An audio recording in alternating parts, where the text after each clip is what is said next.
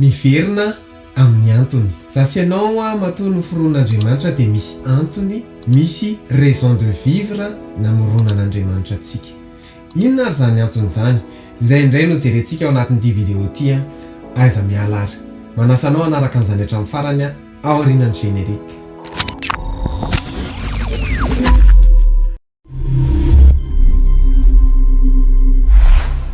Faly indray a manonona ny arahaba ho antsika rehetra tompoko izay mpanaraka amin'ny pejy a, miverina amin'ny antony.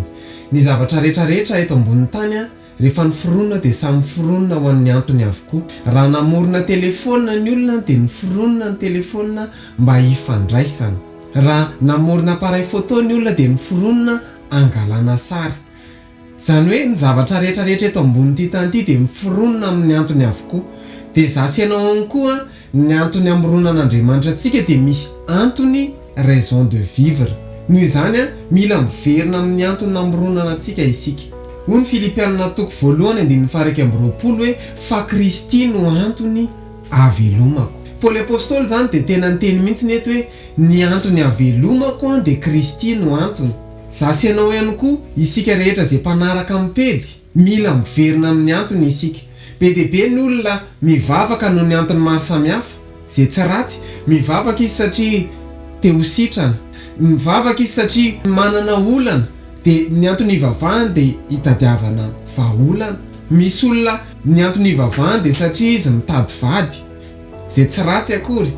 Misy olona mivavaka satria mitady vola, te hanan-karena sy ny sisa. Fa mila miverina amin'ny antony zasy ianao. Raha hivavaka ianao, raha hanompo an'Andriamanitra ianao, raha hanao asa fanompony ianao, inona no antony? Fa Paoly apôstôly eto miteny fa Kristy no antony avelomako. Raha hivavaka zany ianao, iza ny antony? Jesosy ve ny antony? Raha hanao asa fanompony ianao, iza ny antony? Kristy ve ny antony? Noho izany a, amin'izao taona vaovao zao, mila miverina amin'ny antony isika. Tsy hoe te hahazo vola na te hahazo fitahiana na te hahazo valim-bavaka, tsy mbola zany ny antony ivavahantsika, fa Kristy ny antony. Noho izany, velona zany zasy ianao ho an'Andriamanitra, velona ho fitahiana ho an'ny hafa, velona ho amin'ny fanjakan'Andriamanitra. Noho izany, rehefa tsy Andriamanitra no antony avelomantsika dia tsisy raison d'être tsika. Misy olona lasa velombelona foana, velombelona fahatany.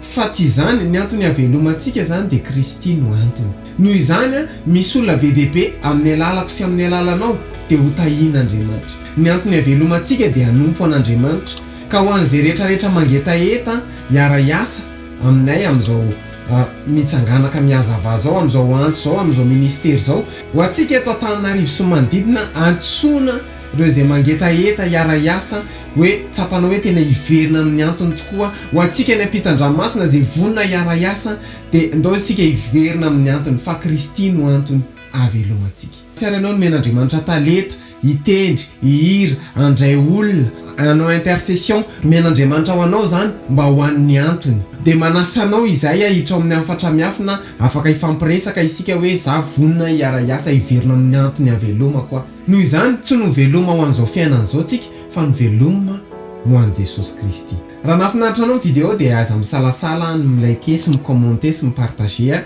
Raha mbola tsy abonné amin'ny pejy ianao dia manasanao hisabonina amin'ny pejy. Manome fotoana antsika amin'ny eniny toy izao indray, veloma tompoko.